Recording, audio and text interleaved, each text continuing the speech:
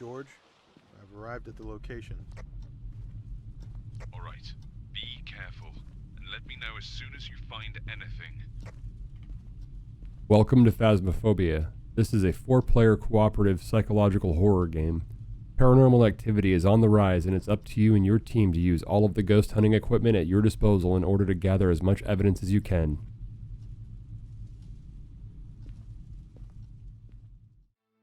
Welcome back to the channel, guys. This is Stank Weasel with a quick game review on Phasmophobia.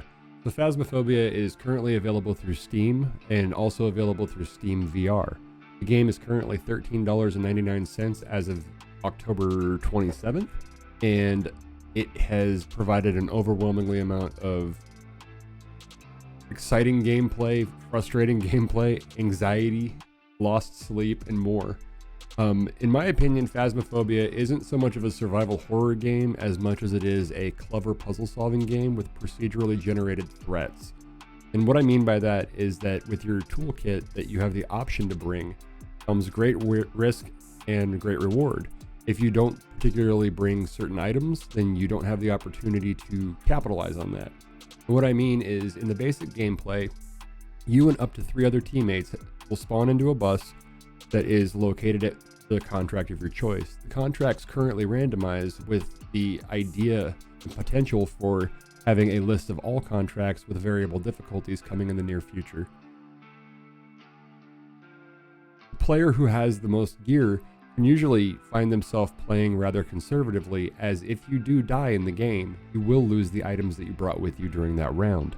However, if you bring enough gear to maximize the ability to capitalize on completing the objectives as well as eliminating any threat, then you have the opportunity to go through and earn extra money. And so that's something that has been covered in a number of videos, and we can go into more detail if you guys find that useful. My personal experience has mostly been in VR.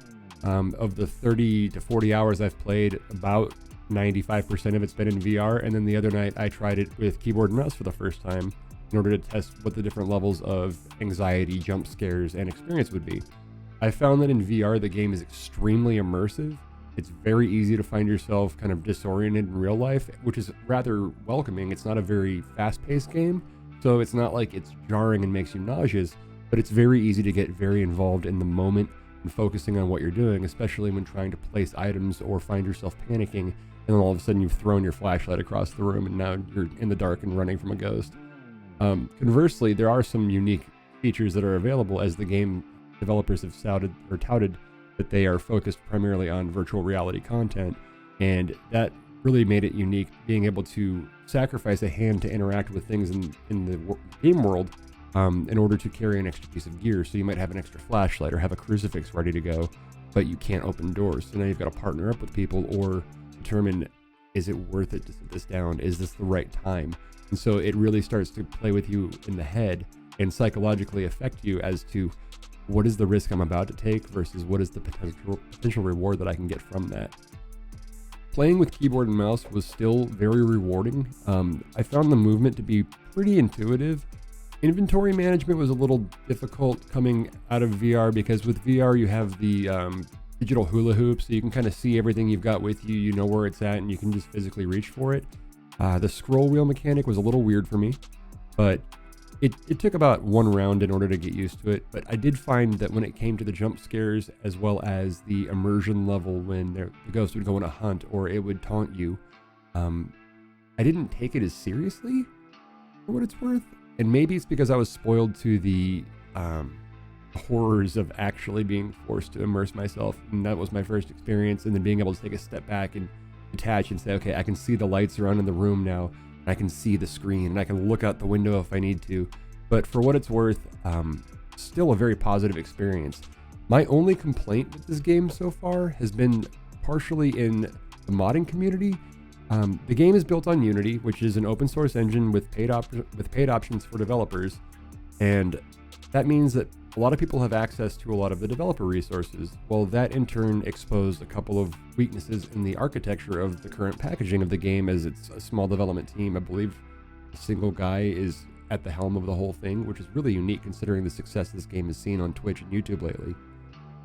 But what has happened is people have started to abuse the mechanics, take the risk reward out of the game, and really start to tamper with the player-based experience by increasing lobby sizes, spawning in extra ghosts, bringing in art assets that are incomplete, and really making the game unstable.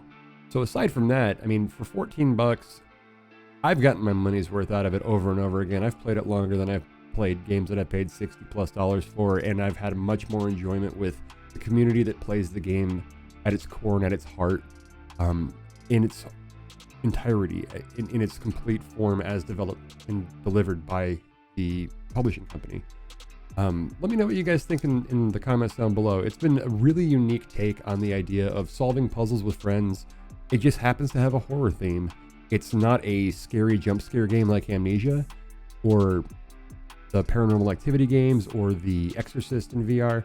It's very controllable. You have the opportunity to really control the pacing based on your ability and your team's ability to primarily communicate, especially with the natural voice detection and voice language, where an open microphone allows the game and the entities in the game to actually hear what you're saying, and that's how you actually interact with, taunt, and communicate, one with the players with proximity chat, your radio chatter, when there's radio outages during the hunts, as well as the ghost itself, where you can request things like show me a sign, how old are you, if you find a Ouija board, you can ask it questions and it actually answers back, and it has a pretty good voice detection to be able to understand things from volume, microphone quality, as well as accents.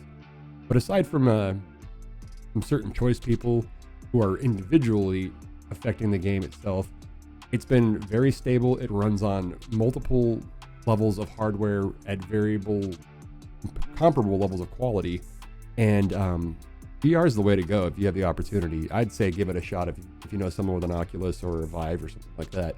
It's certainly a unique experience that I have yet to find in, if at all ever. So again, let me know what you guys think down below. Happy Halloween, and I will see you guys in the next video.